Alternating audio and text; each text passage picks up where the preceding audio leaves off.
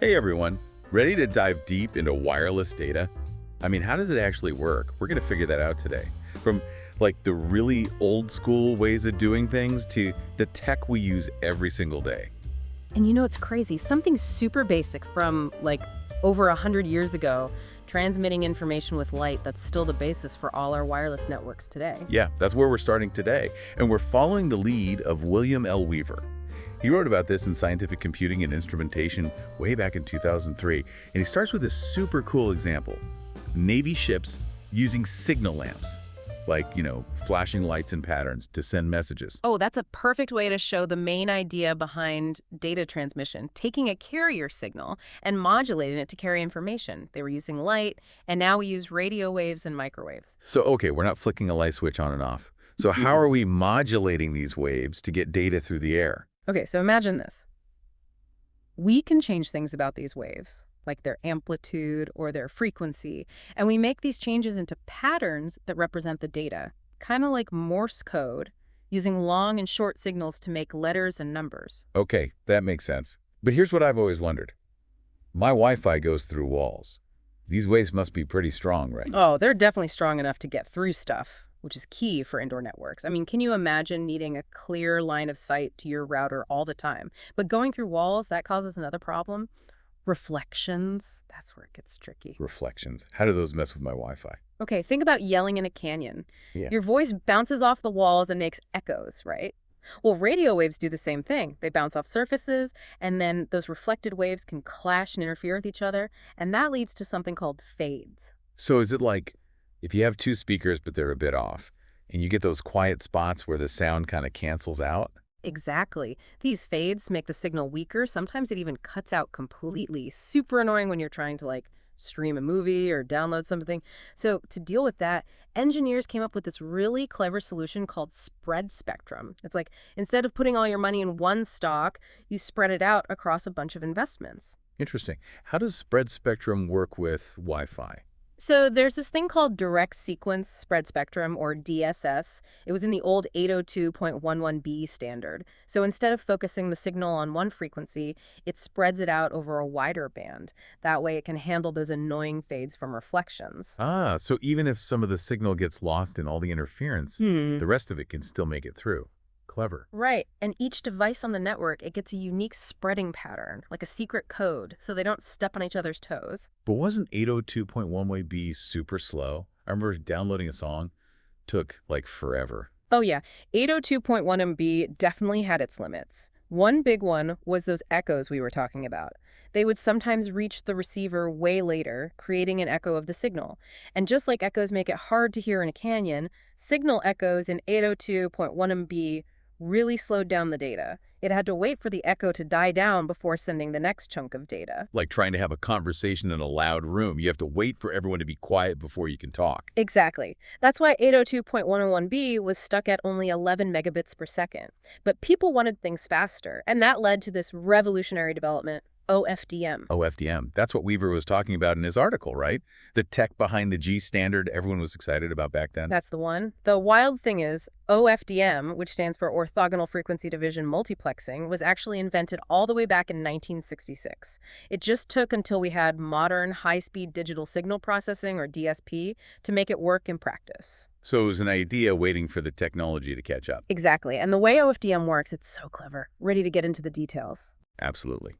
Let's break down how OFDM actually fixes that echo problem and makes everything faster. Welcome back. We're continuing our deep dive into wireless data transmission.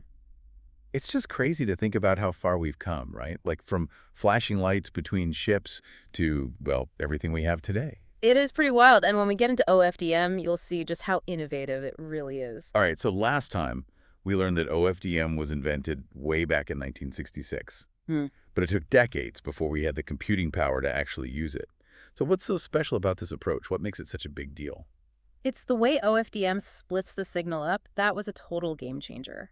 Think of it this way. It's like taking a single-lane road and turning it into a huge highway with tons of lanes. So much faster and efficient. And those lanes, the subcarriers, they're what make the data transfer faster and more reliable. You got it.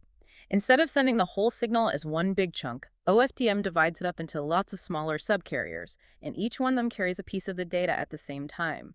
This parallel transmission is what really boosts the overall speed. So smart.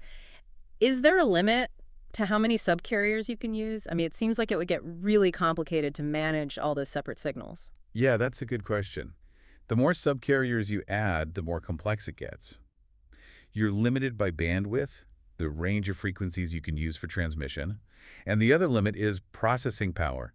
You need enough to encode and decode all those subcarriers.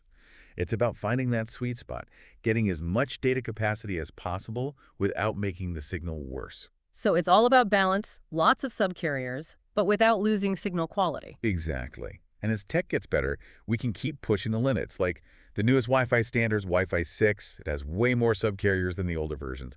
That's one reason why it's so much faster. It's mind-blowing how much data we can send wirelessly now. But it's not just about speed, right? Yeah. You said something about OFDM being better at dealing with interference. Right. Remember those fades we talked about? The ones from signals bouncing around and interfering with each other? Well, OFDM is way better at handling that kind of interference. Because the signal is spread across all those subcarriers, it's less likely to get totally disrupted. So even if some of the subcarriers get hit with interference, the rest can still get the data through. It's like having multiple backup routes in case one gets blocked. That's a great way to think about it. And that's what makes OFDM so versatile. It can be used for way more than just your Wi-Fi at home. You mentioned the G standard earlier, right? Well, OFDM was a key part of making that faster Wi-Fi happen, but it goes way beyond that. Oh yeah, I remember reading that OFDM is used in 4G and 5G cellular networks.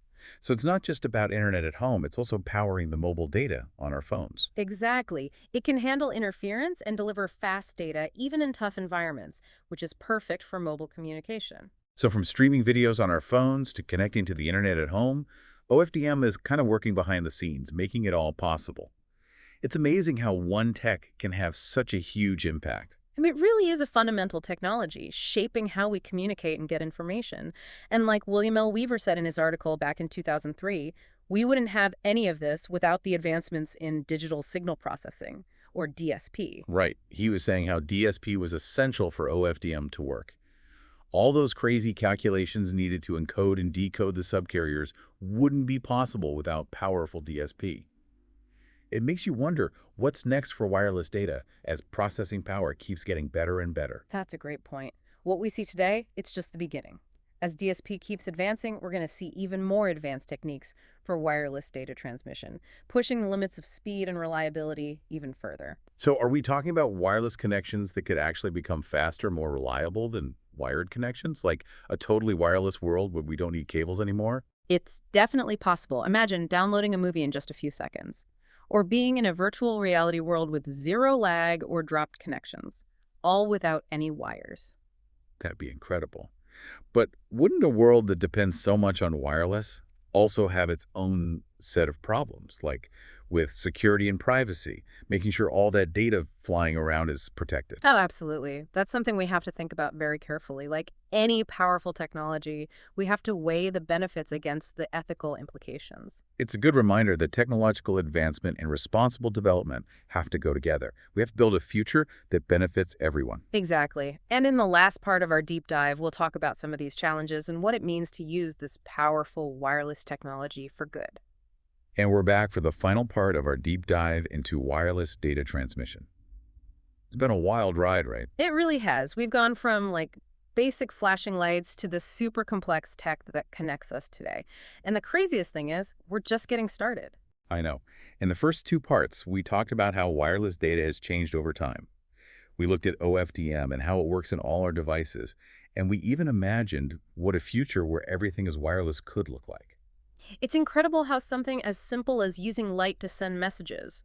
Remember those signal lamps William L. Weaver talked about back in 2003 led to the incredible technology we use today. Yeah, and it's fascinating to see how those basic ideas have been built upon, leading to things like OFDM and those super fast wireless connections we all rely on. It really shows how creative people can be, this Yeah. drive to keep making things better. And like Weaver pointed out, those advances in digital signal processing were key to making all these breakthroughs happen. Right. It makes you realize that innovation often comes from taking totally different ideas and combining them, pushing the limits of what's possible. So looking ahead, what are some of the things that will shape the future of wireless data? Well, one thing is for sure, people always want faster speeds. Faster downloads, smoother streaming, quicker responses online. It never stops. Yeah, every year it feels like we need things to be even faster and more connected.